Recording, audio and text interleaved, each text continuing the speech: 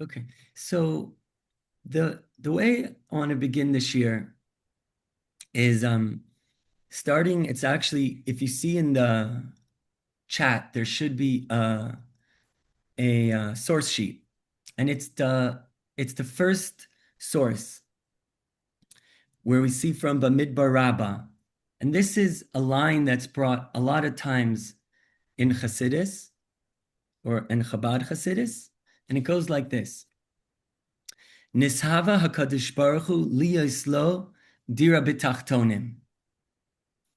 And that line is brought, and Chazal is bringing that to sort of explain like what was behind the motivation of, maybe you could say, creating life itself, right? Life itself. Why did he create a human world where we are here with our human experience and with our human challenges? What Chazal is saying there is that God wanted a dwelling place in the lower realms. So, on a simple level, what that means is, meaning, let's say if God is king to the angels, and the angels can crown him, and the angels can uh, make space for his greatness in a way that's not fully the vision, because the angels fully the aren't aren't really the lower realms. And just give me a second here. I want to see in terms of maybe something like that. Adjust my video. Give me one more second. Okay, this is fine. So the angels or the other spiritual worlds, like we know in Kabbalah, it explains that there are other worlds that are less physical than ours, that it's easier for them to have less ego, less sense of self. But God says being there at home, the ultimate vision of becoming home in that kind of world, isn't as special, doesn't touch somehow the same spot as starting off with a world that is separate from God, that is physical, that is in a way in its consciousness disconnected. When that place can make space for God and a home for God, that's the vision. Okay? So that's what that first source is saying, that God wanted a place in the lower realms. But we're going to take this idea tonight much, much deeper. Okay? Because when we say coming fully down into this world, how can we take that in a more deeper, more real kind of way? Because meaning, let's say someone is letting God in, but they didn't really fully connect to God for themselves, truly. Maybe they're just doing it because they were told to. Maybe they're just doing it because they're sort of living in fight or flight, and they're just like, okay, this is the thing I have to do. So on some level, they haven't really brought God fully down into themselves, right? And some level, there's some part of them, and this is going to be one of the core things from tonight. If some part of their humanness, if some part of who they are hasn't arrived there, then they, in a way, haven't fully made space for God down there. That's on a personal level, but also on a global level. And this also is a very deep idea from Hasidus. That if the world as itself, in its natural form, in a way, isn't really becoming compatible with God and the light of God, and it's just being forced on the world, then also we didn't fully fulfill this first directive. As opposed to if the world itself transforms and shifts to be a vessel for the light, then we did truly make a place for God in the lower realms. Now, let me give you an example. The difference between like Kriyas Yamsuf, this is where it gets interesting, the difference between Kriyas Yamsuf and Purim. On some way, we might think that, let's say, the miracles of Pesach or the miracles of the splitting of the sea were the highest in a way, maybe even higher than Purim. But I want you to hear tonight that from a Hasidic perspective, Pesach, right, in a way, broke the nature, the order of the world. It broke the nature of the world. So in a way, it's imposing the light. It's imposing the goodness. It's imposing the sweet. It's imposing the vision of God onto the world. As opposed to by Purim, oops, sorry, give me a second here. As opposed to by Purim, whereas we know famously, there weren't any overt miracles, right? There are no suddenly blood, water turning to blood, or suddenly wild animals coming, or darkness. In a way, in the Purim story, and this is so important, right? The world was functioning how it naturally would. Like Esther came to this position, Achashverosh needed a queen, Mordechai was very wise and was put in there. But at the same time, somehow the world was exactly moving in the way and the vision of God. And the world was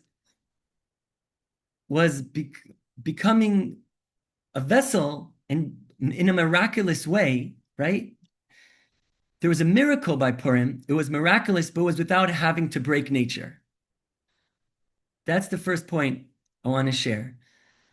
So from this idea, from this Hasidic idea, that's higher than Pesach in a way, because Pesach, basically, we're only able to get to the world doing what it needs to do through coercing it, through forcing it in a little bit. It wasn't fully integrated.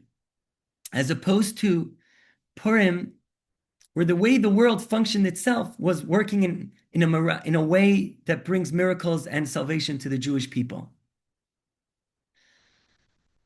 And this is actually, I don't know if you see, in the source number 4, there's this idea from Chazal that all of the holidays, when Mashiach come, will become batal. On some level, we won't keep them in the same way. We won't have to keep them and energetically connect them in the same way that we do now. But it says, besides for Purim, when Purim comes, that's the one that would never be nullified. So why is that? So the reason why is because Purim is a holiday that gives us, and I know it's not Purim coming up, but you'll see it'll be all connected to Shavuos as well. Purim is that holiday that gives us a taste of the future redemption. Because as we know, tonight's also a class talking about how to build the vessels of Mashiach. So Purim was a taste where the world itself, without breaking, without imposing on the world, became a vehicle for God. And that's going to be the vision of Mashiach. And that's the next point I want to say, that the vision of Mashiach is that the world, without breaking it, the nature of the world, will become something that's so in alignment and so much a vessel for goodness and for godliness and not blocking it in any way. Try to talk. Where is he? You don't hear anything I'm saying. You have your earbuds on. And I think this could also say,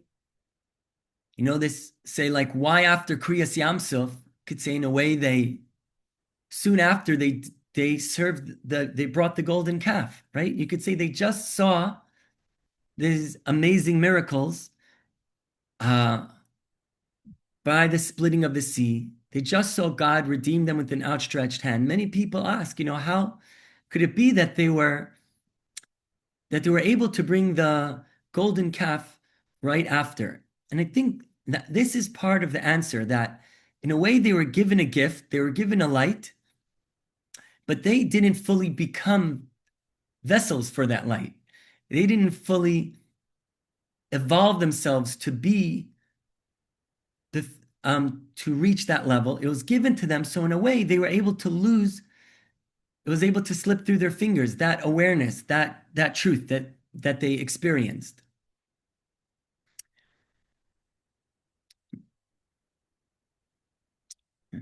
Okay. And I think there's even a few other interesting ideas, like it's also famously known that it says like Yom Kippur can be heard as Yom Kippurim. It's the day that's like Purim, meaning it's almost as holy as Purim. Yom Kippurim. Yom Kippur is the day that's like Purim. Because Purim has this thing that's so exalted because it was working without having to break nature. And that's interesting that actually the way we celebrate Purim is we're very much comfortable with the world. We're eating, we're drinking, we're giving presents to each other, meaning we're not running away from our humanness and the world isn't running away from the way it works, but it's at this highest level. So it's at this highest level that can be I said that even will go into the times of Mashiach. Let's say two other points just on this idea, and then we'll maybe pause for a second for questions. It's also the Lubavitcher Rebbe, he spoke many times. It was very important to him that when, especially the first Lubavitcher Rebbe, who was called the Alter Rebbe, when he was released from prison, again, there was a miracle, like suddenly there wasn't a miracle that broke nature. Like suddenly maybe, a flying eagle came and he was able to jump on its back and leave prison. It's that the government itself, the czarist government itself that arrested him, let him go. And even more with the sixth Lubavitcher Rebbe, where the communists arrested him, and it was so unheard of for them to pardon someone who they arrested for espionage, and doing religious activities. They themselves, meaning the government themselves, pardoned him. And to the Rebbe, that was such a sign of the darkness itself being weakened from the inside, that the world, so to speak, the world healing and shifting towards being less an opposition of God's vision and more working with God's vision. And we could even say today, I was thinking, like seeing how America is helping Israel with arms and with the war with Iran, and a lot of miracles happening, but in a way, so to speak, can be hidden within nature. It's important that we pause and we don't think, oh, when is God, so to speak, going to show his love to us and, maybe show like a miracle like in the times of Pesach.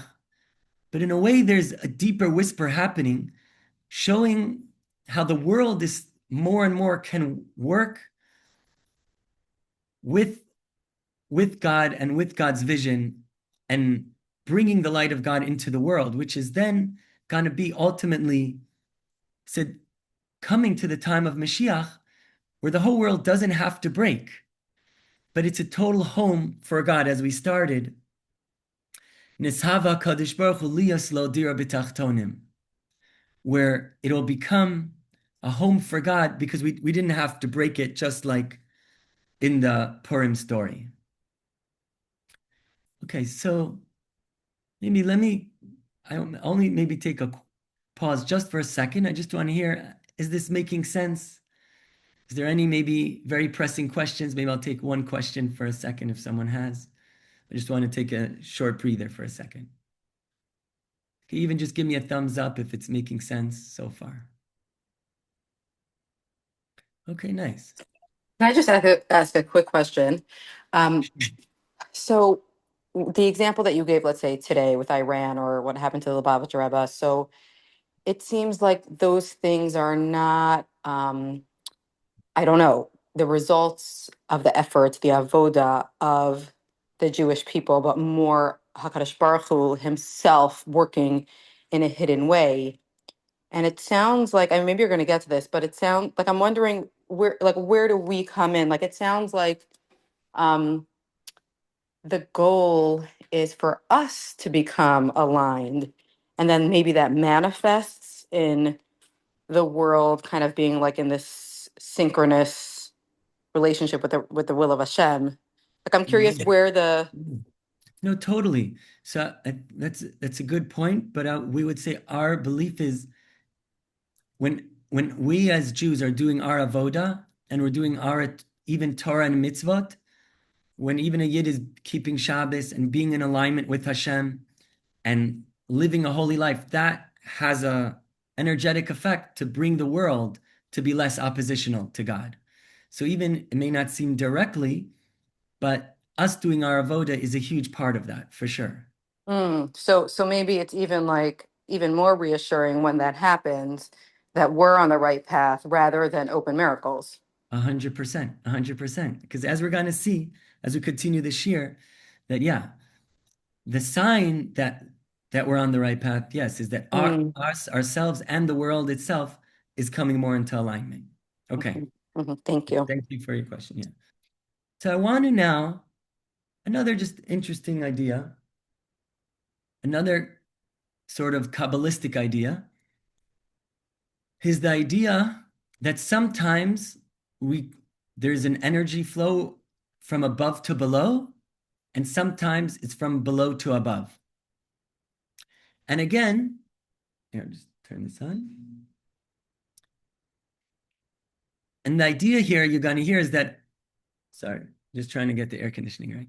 So, like Pesach, spiritually, when you in Kabbalah language or Hasidic language, is very much the idea of above to below, like God just showering down Shefa.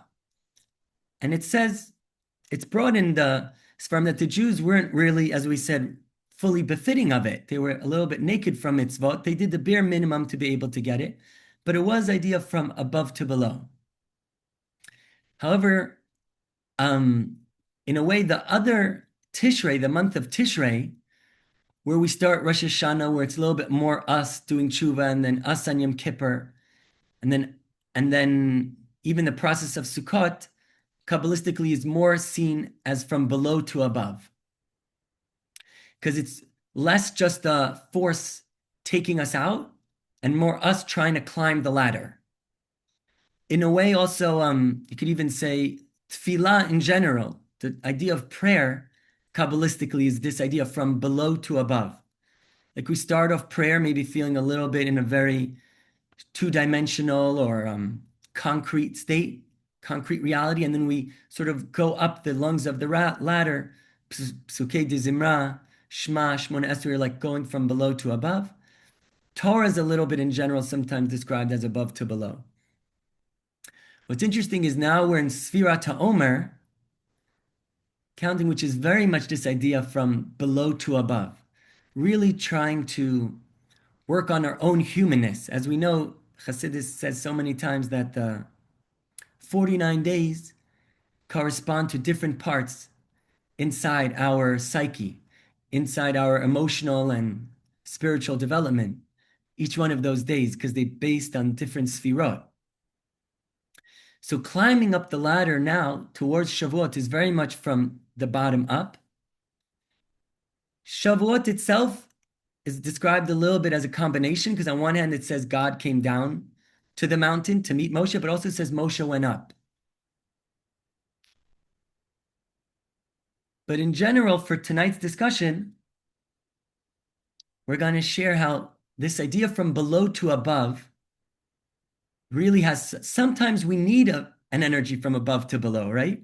Let's say sometimes someone's lost. And many times, by the way, like Baal Tshuvas say this, like it feels like there was an inspiration given to them as a gift.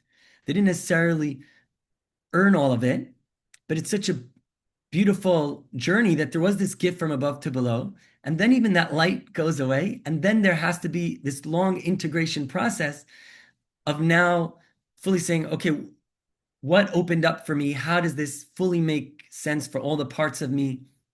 How do I fully understand all this light? That's from below to above.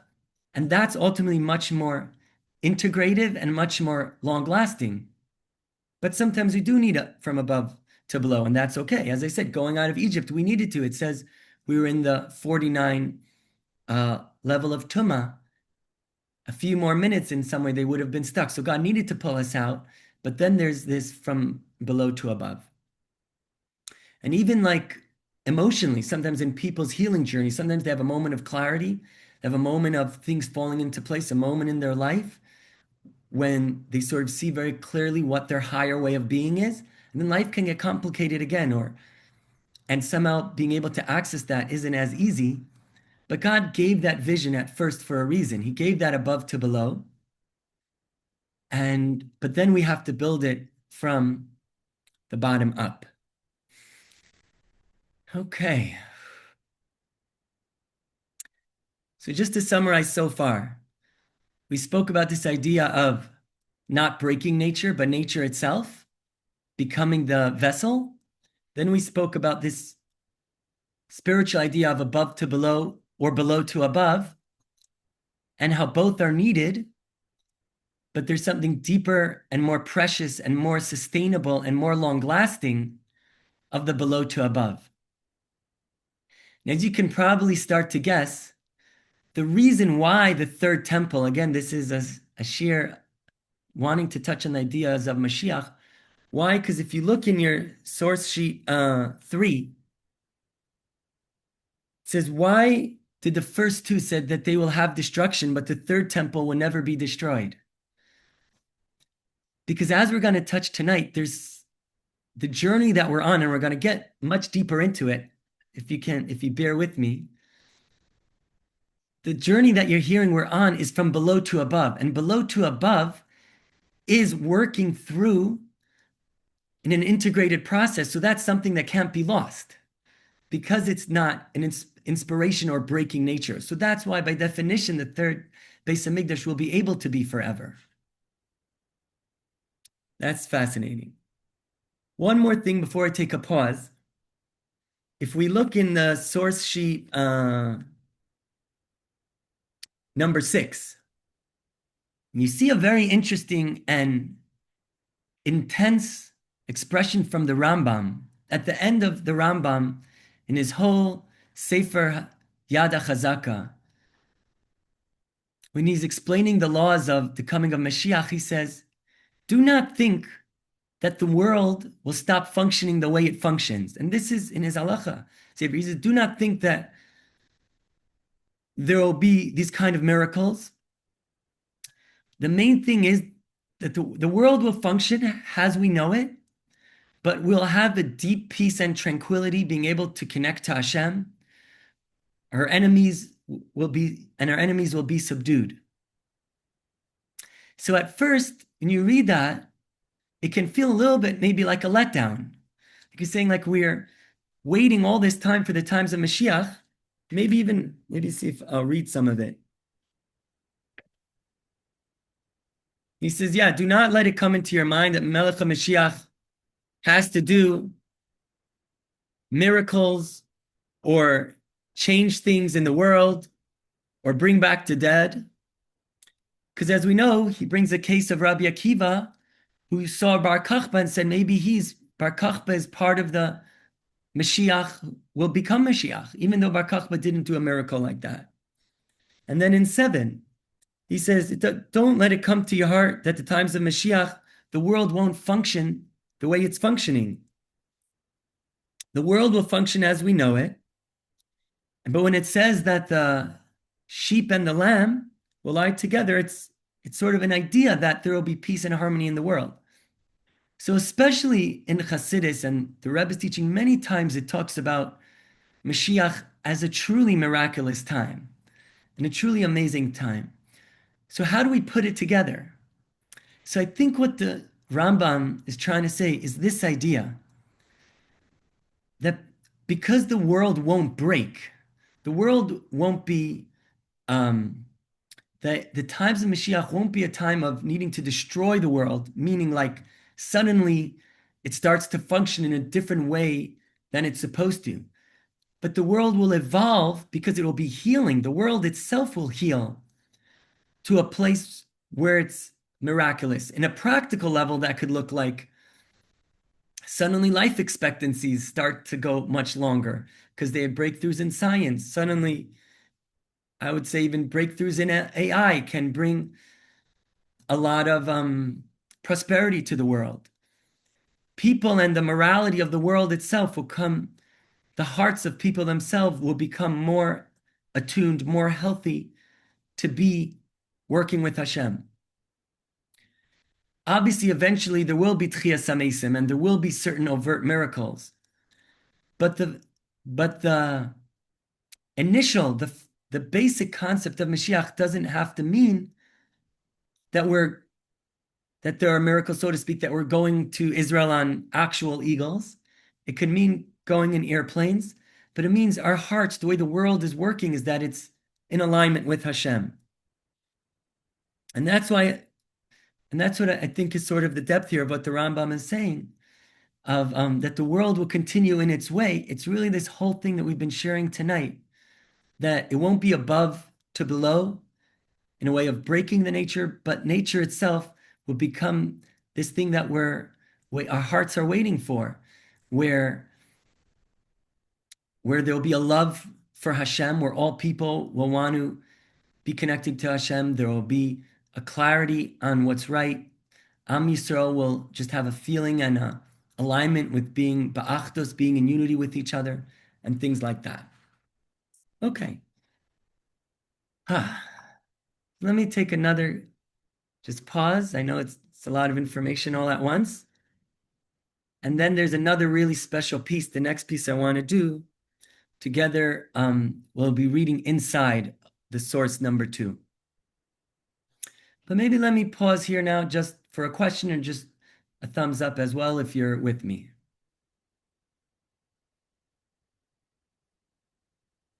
Okay, perfect. Nice.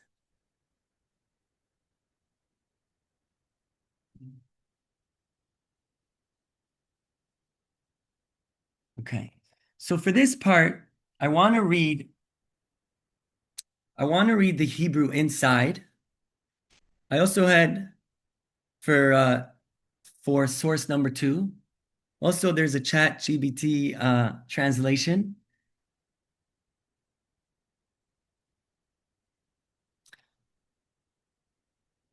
Yes, on some level, I just see here a question. Yes, of course, the whole shift of the world coming to that vision that I explained before, there is something miraculous in that, but I think it'll be an expression, as we said, of the world, not breaking the world, and the expression of where we've brought the world and through the evolvement that we've done through the Torah and mitzvot. Okay, so I want to go over this piece now inside. I think it'll bring a real depth to it. If the Hebrew or any of it feels a little technical, don't worry. You don't have to understand all pieces of it. But I think it's so touching for us here tonight to be able to read these words and hear how the Lubavitcher Rebbe is talking. This is from a talk that the Rebbe gave in 1981, but it was the last ma'amar, it was the last Hasidic discourse that he gave out. He only checked it over and wrote it as the last one. And the Hasidim view it as there was something there, as so to speak, saying that you will need this to help get to the finish line. There's something about these ideas in this discourse, this last one that was given out, that's really to help understand this time that we're in. This Hasidic discourse is called Va'ata Tetzaveh, and it's referring to the verse where God is talking about bringing Aaron the oil. And in the verse it says, you have to bring crushed oil. And the Rebbe, in such a deep and sensitive, discusses this idea of the challenges of the galut, the challenges of exile, and how in so many ways it has been crushing, but also to understand the purpose of this galut and to understand the purpose of the exile. So we're going to go in it together, and especially towards the end, there's such a powerful piece that I think will really bring a lot of depth and was a big piece of what I wanted to touch on tonight. Okay, so as I said, however much of it you're able to understand is beautiful, and if there's a technical piece you don't, that's okay. So we're going to jump right into the Hebrew. You could follow along, just listen or look in the English or however feels best for you. So ve'inyan hu, and this is, by the way, towards the end of this discourse. This is like already paragraph 10, but I wanted to read this paragraph. It says, one of the reasons that Matan Torah, he says, we're coming to Shavuos now. He says, Shavuos is known as Matan Torah, when we received the Torah. It says, was just the beginning. Chazal describe it, they said, Hitchilu lasot, means they just started to receive the Torah and receive God as king. But in the time of Achashverosh, meaning the time of Purim, he says, was the Kabbalah, the Kibbul HaYehudim, meaning, and again, so you'll see this on the second page, the English, and the first page, the Hebrew. So again, you're saying that by the time of Matan Torah, Chazal say that was just the beginning of receiving the Torah. But when they said Naaseh v'Nishma, as we know famously, when they got the Torah in the desert, before they said Naaseh v'Nishma, which was really beautiful, is a very deep surrender to God. Again, they received the Torah in the desert right after they came out of Egypt, and they said Naaseh v'Nishma, which means first we'll do it and then tell us what to do. Meaning we're following you fully. We're fully surrendering to you, God. But what the sages, the holy sages, tell us is that when they did that in the desert, that was just the beginning.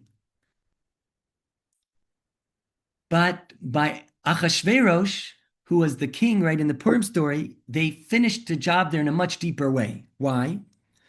Because there's another idea from the sages. And again, this is where it gets a little deeper. It says that when they received the Torah, and again, where this Thursday night is going to be Shavuot. So this is why it's so special we're talking about this. It says when they received the Torah, God a little bit forced them to receive the Torah. Even though they said, sure, we'll follow you, we accept it. But it says God, so to speak, took a mountain over their head and said, either you accept this or I'm going to crush the mountain on you and in a way like destroy the whole world. So again, I want you guys to hear, what do we hear in that? We hear in that in a way, right? It's a little bit above to below, right? It's above to below energy where God's sort of saying, even if you're not fully holding there, I need you to accept this now. We need to take this step. It's like sometimes maybe someone's not ready maybe to start a business or get in a relationship or get married, and some people just have to give them a push. So in a way, there is a saying, like maybe they're too stuck in the ruminating and people just say, look, it's now or never. You have to give a push. So now we're getting to the holiday of Shavuot, and there was a place where God pushed us. It says, Kafu aleim har kegigis, gilei milamayla. It was a revelation from above. But later, by the time of Achashverosh, it says they were able to, because they weren't being forced. They could have said, we don't want to be part of the Jewish people or care about God. That's when it was deeper. It was more part from their essence.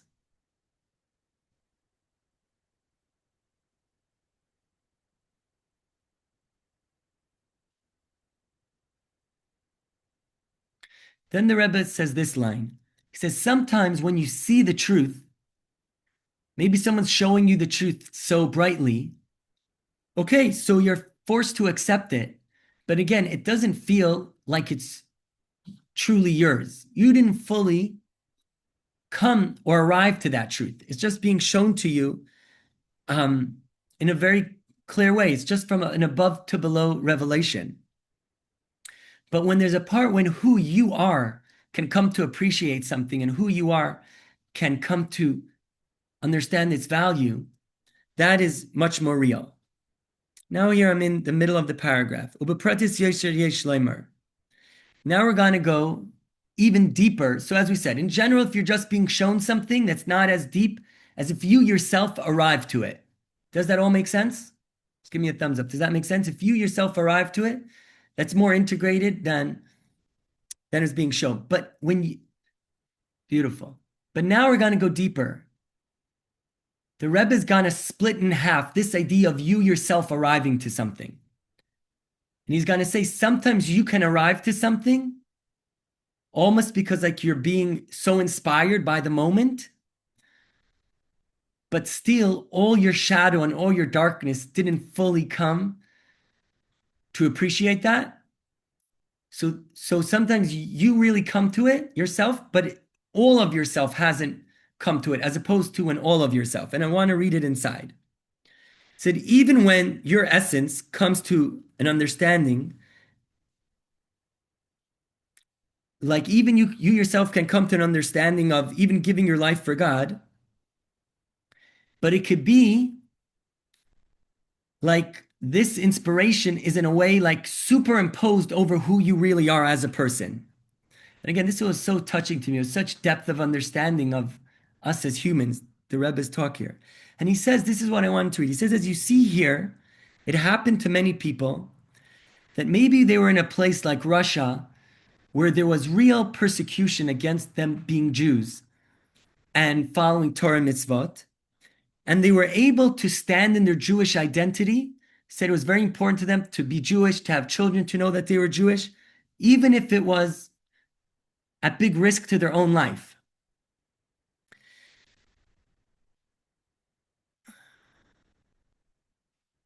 I'm not sure. Someone said they couldn't open the doc. It should be on the chat.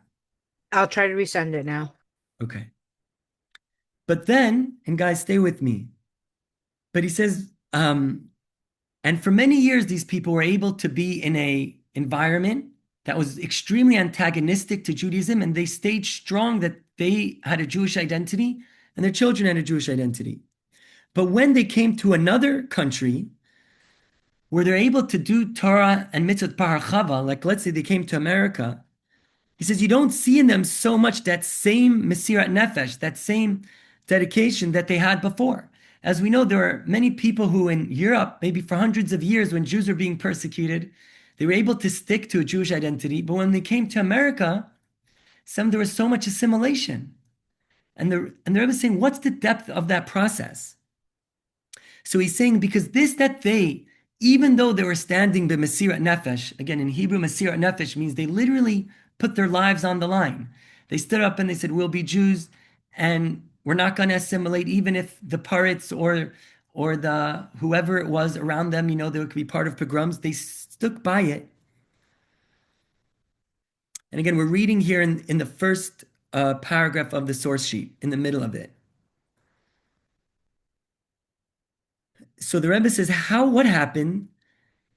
There was a light of their essence of the soul, which was above their koiches haguluyim, v'loi nasa yedeze shine bekoiches haguluyim atzmam.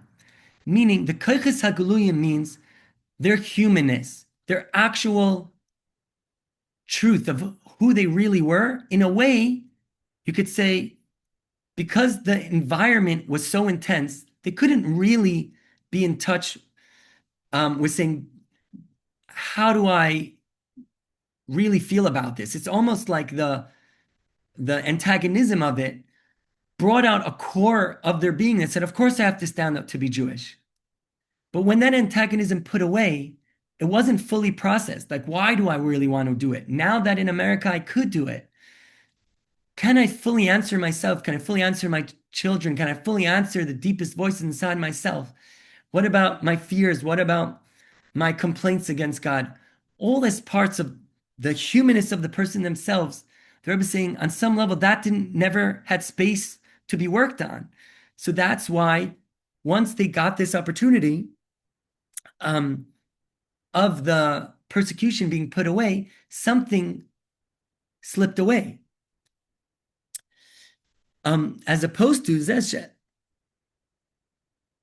One second. So again, the Rebbe is saying, in a way, their essence was shining, but it didn't permeate all of who they were. But what we really want, what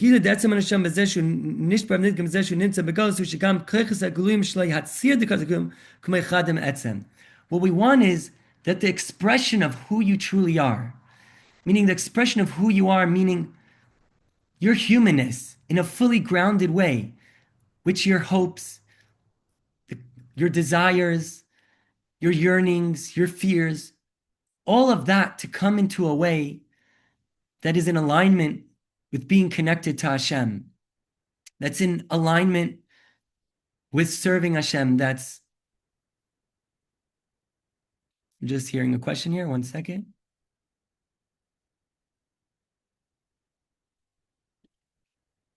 Now, the answer, someone asked, am I saying that America gives us this opportunity to integrate more, or is an opportunity Mesirat Nefesh give us that opportunity? The answer is a place, these times when generally in the world we do have a lack of persecution, it's allowing this deeper spiritual process to take place, as the Rebbe is saying. Because there's something about the times of persecution that don't give you permission. It's almost, as I said, you have to you don't really have time to fully integrate how you think about or experience it. You're just pushing back from that attack. But when there's space, when there's a total lack, yeah, it could be a survival mode, exactly. When there's total space and just say, do whatever you want, then the humanness of each person, their fears, their desires, say, does this really work for me? Is this really in alignment for who I am? That can start to be built when we have more space. And so we're going to develop it more in a second. But maybe, Erica, can I just pause with you? Isn't that such a profound teaching from the Rebbe, saying that differential? I think it's beautiful. Thank you. Okay. So I want to take you guys deeper, so just bear with me. But that was such an important piece. Again, that we're saying that there can be people who are, okay, this is where I really want to bring it home in a deeper way. That we're saying here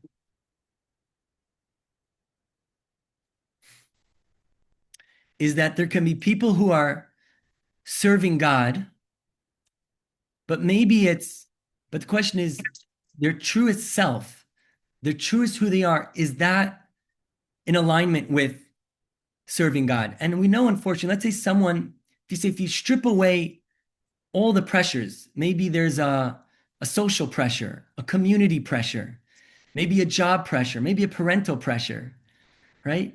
Maybe, who knows,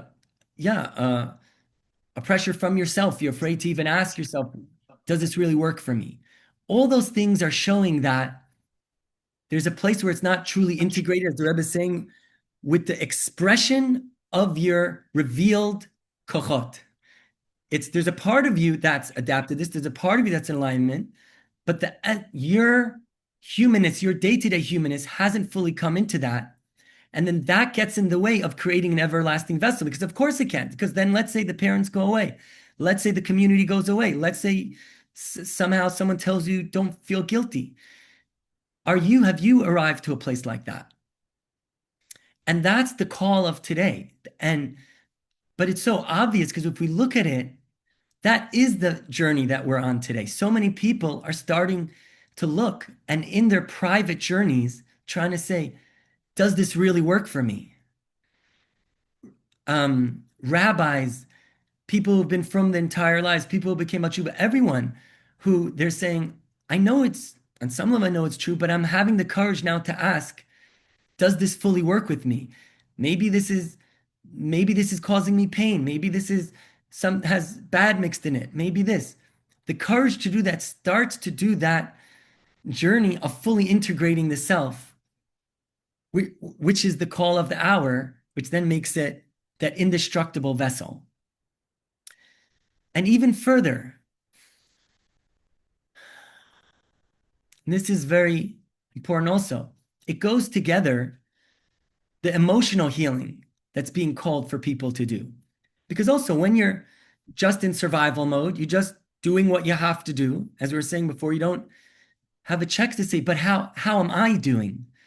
Part of building the vessel, as we said, if we're not superimposing God from above, remember how we started this year? We said, when you superimpose, it doesn't really matter if the person is a vessel for that. It doesn't really matter if their nervous system is there, if their heart is open to that. if their trauma has been able to metabolize all what it went through to be able to do that. It doesn't matter. You just receive the light. Like in some way, some of the lights we could say by the first base of Migdash or second base of Migdash or the time going out of Egypt, it didn't matter their self-work because it was a little bit more from above to below. But now this is why also no one can run away from the call of their inner work. Because you can't build a vessel from below to above if you don't meet your own humanness. If you don't say, I can't even talk about God. I can't even sit with myself. Someone says, I can't even feel comfortable just to take a breath. You're telling me to really feel, do I want to be connected to God? I don't even know if I want to be connected to myself, maybe. So a question like that, or how can I feel, as soon as you give the invitation that we want it to be as real as possible, we don't want to be imposing it in any way. God's saying, I don't want, we need a deeper service. Then the call to embrace our own humanness comes in right away, our own human journey. And as so many people could attest to, I'm sure, on this call, when we start doing that work, it goes hand in hand. As we start becoming more real with ourselves, as we start healing more ourselves, more addressing our own vessel, it starts deepening and making more real our vessel with God and our vessel with our relationship with God that starts to become more real, more authentic. We start to incorporate ideas that we're told, but we start to make them fully our own. So it's so much. Anywhere you look, people are on a journey today of healing. People are on a journey of really saying, is this really working? People are on a journey of saying, how can I arrive at a place where I'm really holding there, where I'm not just saying the words? There's a part of our neshamas that are allergic in a way to just saying the words, that are allergic to just doing the actions.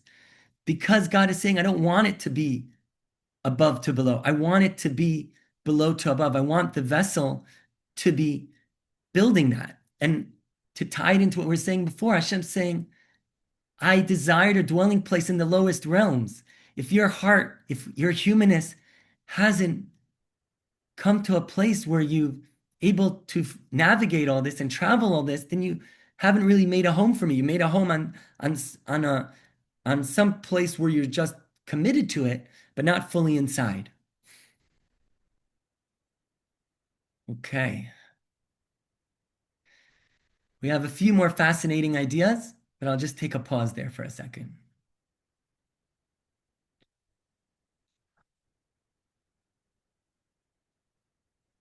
Maybe just a quick check and maybe even put in the chat like a word. How's this landing for you? Is this making sense? Not making sense? You can just put a word in the chat.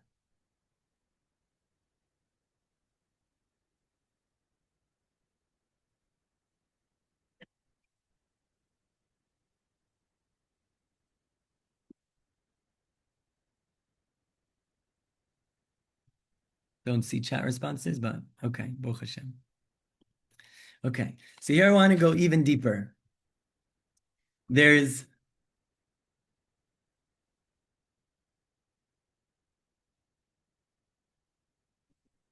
one of the stamps, I think a stamps of this, you're knowing you're doing the Avoda of Moshiach.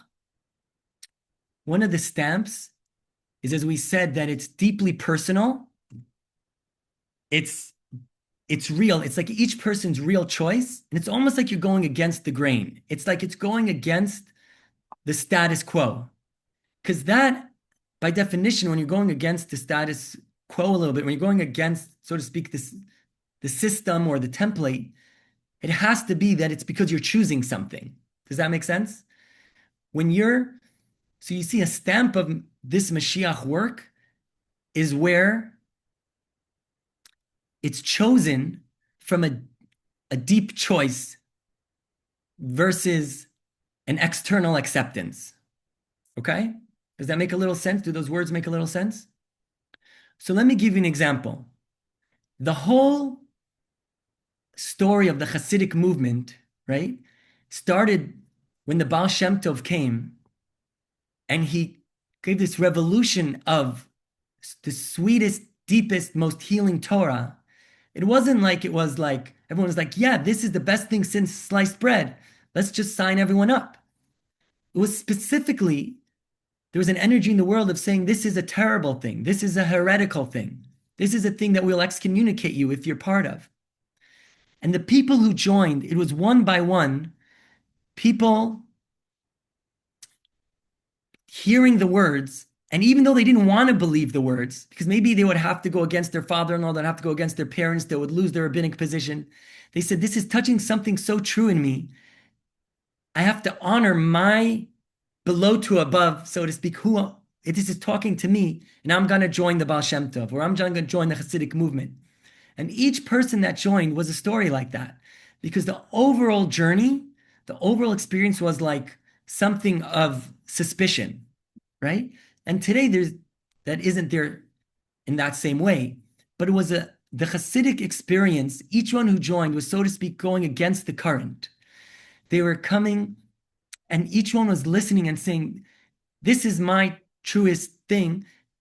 And then they would join, and they were willing to take some Hasidim got chayrim put on them. Some said wouldn't be supported anymore. Some were being told they're not keeping the Torah anymore. But there was something that was indestructible because it came from, it wasn't now the mainstream, it was a choice that they each made. Yes? Makes sense? And in a way, also, I will bring it to our personal, and in a moment I'll bring it to the national. Each of our healing journeys today is being like that. It's like each person in their own quiet way is saying, I don't care if the system is saying everything is fine. I don't care if everyone around me is saying something doesn't feel right to me. Maybe when I'm davening, something doesn't feel right to me, that I feel I'm not connecting as much as I want. I'm going to go on a journey and figure it out. Or maybe no one around me is saying that they have trauma. No one around me is saying that they're having pain, but I know I have pain, and I'm going to go on a journey and work it out. And it's interesting, Erica, this is for you. Psychedelics have that same stamp. I'm not comparing it, God forbid, to the Hasidic movement, but it's that same stamp that there's a general suspicion about it. And each person that comes to it, it's like a deep truth. It's not like the mainstream. It's saying deep in their heart, they're saying, I know I need a healing. I know I need Hashem to send me something more. I know I need to find something. It's they themselves. No one could convince. Everyone's trying to convince them maybe they shouldn't. But there's something inside of them that's saying, calling them from who they are. Again, not imposed from the outside, from above, below, from the bottom up. In the humanness itself, each person, because it's being hosted by the From psychedelic community, we have almost 1,000 From people who are on this journey. Doesn't mean everyone needs to experience psychedelics, but saying there's something in there that has, to me, this stamp of Moshiach. Again, doesn't mean everyone has to engage with it, but it's a healing that's so individual and so real that creates this of the world itself transforming because it's from the bottom up. I'm convinced that psychedelics have what to do with Mashiach coming and the times of Mashiach. Yes, and I hope this adds a layer to that. Because of course the healing, it's needed, and 100% its part. And I'm saying, and we see it has this stamp that there's a general almost suspicion about it, and each person is finding it on their own. Now I want to leave with you another fascinating thought, another fascinating idea. This is the last source 9 about Har HaBayit.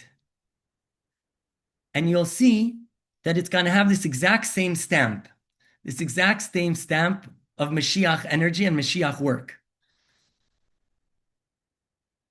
Because we know this class is about Mashiach, and the vision is the third temple, right? I'm going to show you here in a second. It's blow your mind up. The Temple Mount has this exact stamp of God almost begging us for it to come from below to above versus being superimposed. So it goes like this. If you see if you're able to look at the picture on the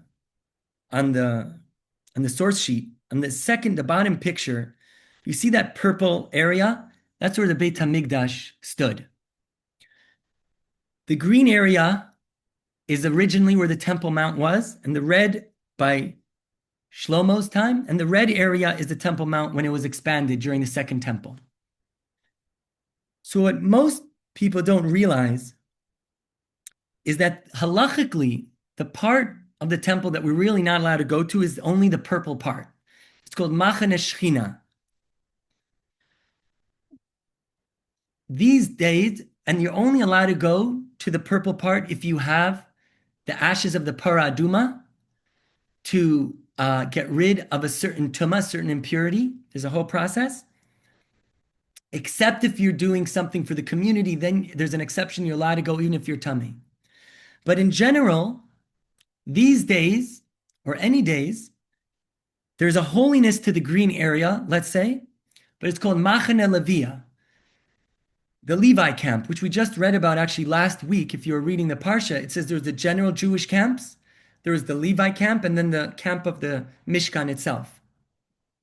So in order to go up to the green area, basically what's needed is to go to mikvah. A person has to go to a kosher mikvah.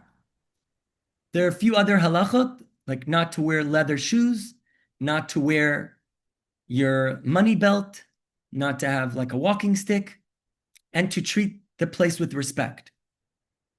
Just to go into a few details, for a woman, she can go also, but she has to go to mikvah, but it also has to be, she has to have gone to the mikvah from Nida, and also if she had relations with her husband 3 days after the relations, to go to mikvah, so not from Nida and then 3 days after relations to go to mikvah, and then the person's considered pure from Tumas Keri and can go up to the Beit HaMikdash, to the Temple Mount. Now, in general, if I tell you, the Temple Mount is obviously the holiest place to Am Yisrael, right? This is the holiest place. This is where we know the Akedah happened. This is where the Kabbanot were brought for hundreds of years. This is where Hashem created the world from. This is where Hashem says, this is Zeshar Shamayim. But in general, even the Lubavitcher Rebbe, when we just had Yom Yerushalayim, when the Jewish people, when Israeli government first conquered Yerushalayim and the Temple Mount, even the Rebbe said he didn't want people to go up. But my understanding of that is because the Rebbe didn't want it to chas v'shalom for there to be halacha being broken. And if it's just suddenly now becomes a tourist attraction, people would come up without going to mikvah, or people will come up in a not respectable way, or there's a possibility people will go into the purple area that is a chiyuv kares. There also, at first there could have, if people just started coming up without, pause, it could be people who could just start walking around the whole area. So even though the Lubavitcher Rebbe did give, the general impression was he didn't want people to go up.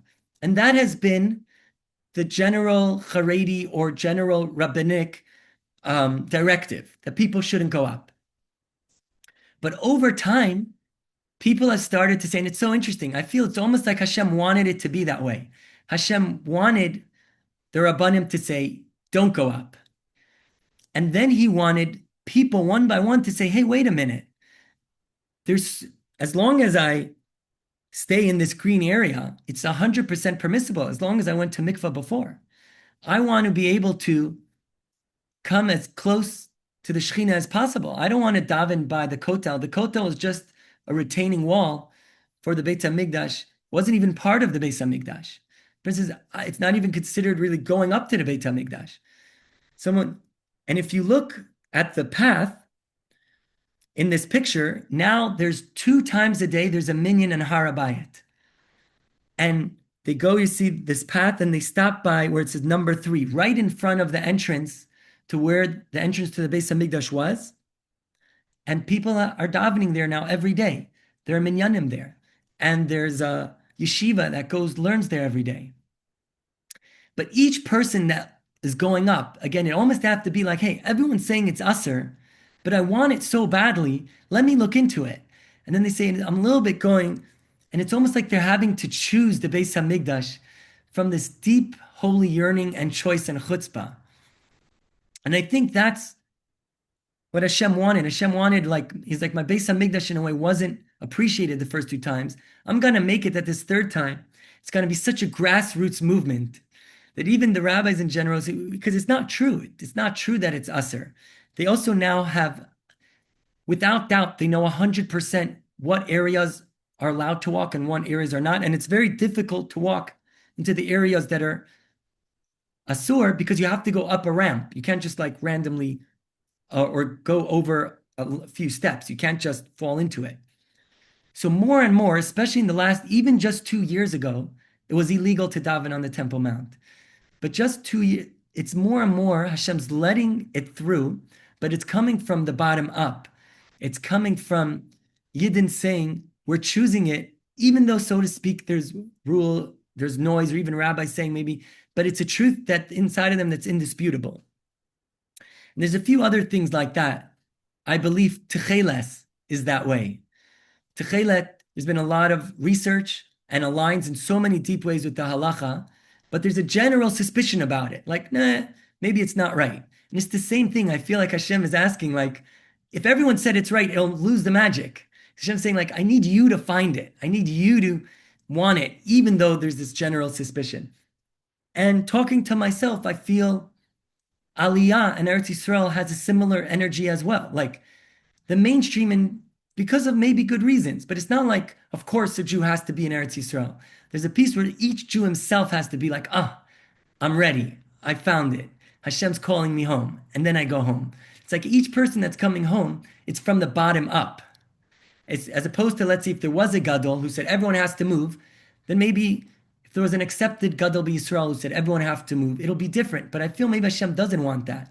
Hashem wants each Jew just like find the love for Har Bayit, finding the love for the mitzvot, finding the love for Eretz Yisrael, and making that choice, even though the overall, there is no external push to do that. Hashem's waiting for each person to find their love in their own way for that. And I also think another fascinating idea is, sometimes it could reframe. People think of this generation as, you could say, like an orphaned generation. Like even just one generation behind, you had huge Gedolim. Like the Lubavitcher Rebbe, there was, Rabbi Chaim Kamenetsky, there was, Rav Moshe Feinstein. There were huge Gedolim just a generation back. I didn't include all the names. Don't count that against me. It's just Rabbi Soloveitchik. But why this year? Everyone can agree there is no accepted Gadol Hador in a way, in that parameter. You could say, why would Hashem orphan us in that way? But if you can take a minute and hear what we've been saying this whole shiur, Hashem's saying, because I trust you that now us people, you can do this work. I trust that if I take away the light in a way, I trust that if I take away an external pressure, you will find it. And I need you to find it yourself. I can't have a Gadol telling you, because then I'll miss the whole point. I need there to be peace. I need you to be where there's no persecution. I need you to be, there be no Rebbe telling you what to do. I need to be nothing external. And the deepest part of who you are will find it. And that will be the deepest sweetness, and that will be everlasting. And that brings me to, I think, maybe the last thing we'll do, which is so touching, the last source. It's source 5. And this is brought a few times in Chassidus. And listen to this. I hope this can touch your heart. Where it's brought by the 5th Lubavitcher Rebbe, the 6th Lubavitcher Rebbe, and the 7th. That when Moshe Rabbeinu saw this generation, it was called the generation before Mashiach, it says he was humbled by that. Or we could even say that that's why he was so humble. It says Moshe is described, Moshe who gave the Torah, said he was the most humble human being to ever exist. And Chazal say why. So one of the famous answers is because he said anyone who would have his kishronot, everyone who had his abilities, would be able to do better. But if we look here, I'll just read it. This is from the 6th Lubavitcher Rebbe. I'll read for a moment inside. This that Moshe was the humblest from every person in the whole world, because Moshe saw the light of Adam Arishon, and he saw the generations that will come. And he saw that there will be a generation before Mashiach. It will be a generation that on one level, there won't be a lot of spiritual power in a way. Like there won't be like it was at the generation of the time of the Gemara or times in the Mishnah or the times in Nevi'im. There will be a certain place that we can't say we've reached those levels like the Gedolim of just a generation ago. But they will keep Torah and mitzvahs in this deep given over way. And even though there will be such a lack of light, they'll be able to stand strong with the depth, with the simcha, with the high exalted simcha, that will also make such a appreciation and an appreciation for Hashem and a touching for Hashem. So again, I think Moshe Rabbeinu saw our generation. He saw that we were tasked with this mission where there will be no external light. There will be no temple right now. There will be no leaders. There will be no persecution. And each one will have to go through this, in a way, dark night of the soul of saying what's truly true. But through that, we're coming out indestructible. Through that, we're coming out with the light that will shine forever, with the light that will be able to receive the Beit HaMikdash, the light that will be able to receive the light of Mashiach. And when Moshe saw that, he was like, wow. And he's like, this is the ultimate vision. This is what will bring how we started. Nishava Kadosh Baruch Hu liyas lo dira b'tachtonim. This is the vision that Hashem had of bringing himself truly down here. And we are the ones who are doing it. And lastly, to quote my Rebbe again, the Lubavitcher Rebbe, he said, in a way, Mashiach is here, but he said, in a way, I can't do it. I'm giving it to you. It's in the hands of each and every one of you. And I think this is also what was meant by that. I want us to feel the work that we're doing, the healing that we're doing, the depth, the way we're looking at our lives and our Judaism is so much bringing the light of Mashiach, is so much bringing those vessels, and it's so precious. And to be so proud of ourselves in this time, and to feel so, I guess, grateful that we're in this time, and that we're quickly transitioning to where who we are, who the world is a vessel for the light of Mashiach. So thank you. I think I'll pause there.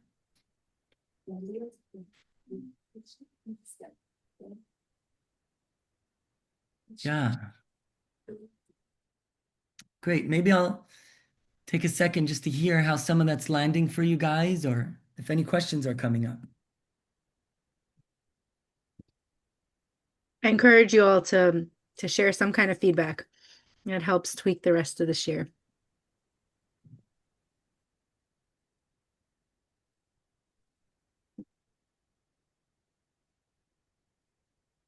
I'm just looking to see if there are any other gold nuggets I wanted to share that we didn't have a chance.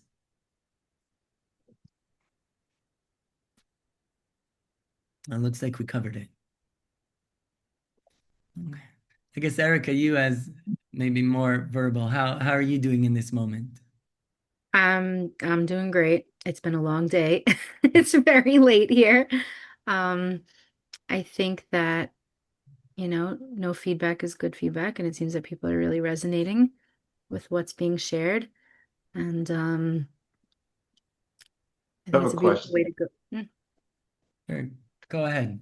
It's a beautiful perspective. Thank you. I'm wondering, in general, it seems like in Judaism, like you started with Nasev and Nishma, there's a great emphasis on just doing what you got to do. On the other hand, what you're bringing about is kind of sourcing from within. How does one know whether, when one is trying to kind of veer off the beaten path, is it just acting out, or is it authentic seeking? You know what I mean? Yeah. So maybe before I fully answered, I think what's clear without a doubt is we have to get to a place that's deeper than just Nasev and Nishma.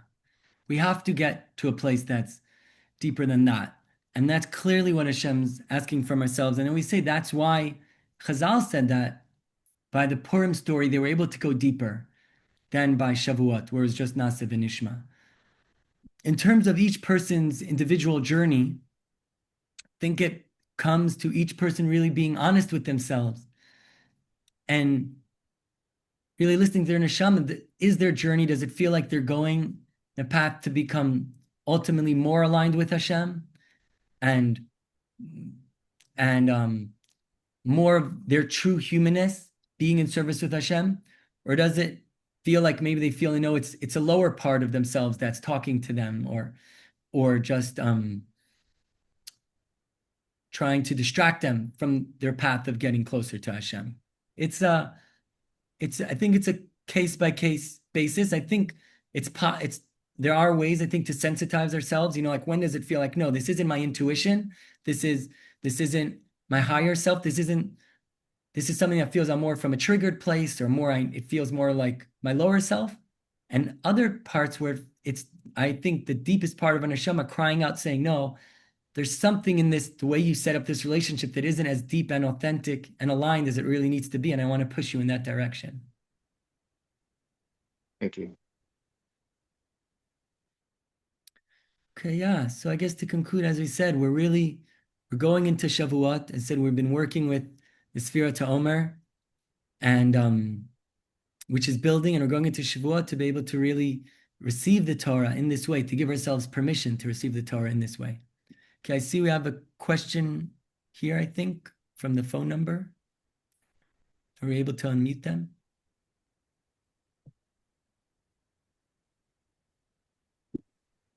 That's Melissa. Tried to ask them to unmute. I can't force, like, they have to do it. Okay. So before the question, anyways, Erica, thank you for helping make this happen. Okay, looks like we got muted. I'm not muted now. I'm muted. Go ahead with your question. Oh, yeah. No, this is really incredible. Thank you. My question is, you touched on, which I think, like, I know me, trauma really, I kept saying I wish there was like a Torah study that deals for people who have like really bad trauma, because it does get in the way of you taking in Hashem the way you want to, because the language is triggering. Like, do you know what I mean? Yes. Do you want to give an example for you? Like, what kind of language is triggering? Okay. Yeah, like, so we're supposed to, well, the idea of being in fear of her, like, that's a power dynamic for me, like the kind of things I've been through. Or you earn merits by being good. Yes. Otherwise, and that, again, that's like this, in an abusive situation, that's how it works. You have to be good, they'll be good to you, but you're doing it so they don't hurt you. Okay, and what was your name? My name is Melissa. Melissa? Yeah. Okay, yeah, so thank you, Melissa, for that. So what I would say is, I love what you're saying. In a way, it's exactly in alignment with what this shiur was, because even asking these questions, even saying, hey, there's idea in Judaism of awe or fear of God, but that's triggering to me. That in itself, that means you're bringing yourself to the table. Or you say, when God's saying, if you do this, you'll get blessings. If you don't do this, you won't get blessings. And you're saying, hey, that feels abusive to me. So you're doing this exact work. You're starting to say, hey, in my humanness, I'm not sure, maybe some part of my neshama knows it's serving God is the right thing, but my humanness is getting triggered by this. My humanness isn't seeing how that's right. So those questions are exactly the questions of today, and going on that journey. And how do we answer that? It might be multiple layers, right? Maybe healing some of the trauma, that the idea of something powerful and beautiful and awesome is overwhelming. There could be some human healing that then can see it it can then feel in the body as something just awe-inspiring versus scary, something so big. It could be healing inside. It could also be we start to reinterpret how we understood certain concepts, like the Baal Shem Tov and Hasidus very much came to say, reinterpret how certain ways of understanding Torah that weren't as healthy or in alignment. Like to say, he would say, like, let's say, a Jew who doesn't even know how to read Aleph Beis can be the holiest Jew in the world. Oh, but he doesn't do anything right. Yes, but that's not true. What about his sincerity? What about the depth of his soul? What about his journey? So sometimes we have to be able to relearn or reinterpret some things we learned in the way that I think Hashem really always meant it to be heard. Like even reward and punishment on a simplest level, it can mean like if I sleep well, I feel better the next day. If I stay up on Facebook scrolling, I don't feel as good the next day. It's not a punishment. It could be more when I'm in alignment with my body and my spirit. So things can be done like that. Those are just like two small ideas how it can heal. But before we even get to the answers, what I'm trying to say is your questions are is exactly doing this work of building the vessels for the light of Mashiach. Oh, okay. Thank you. You're welcome. Okay, I see. I know it's late, so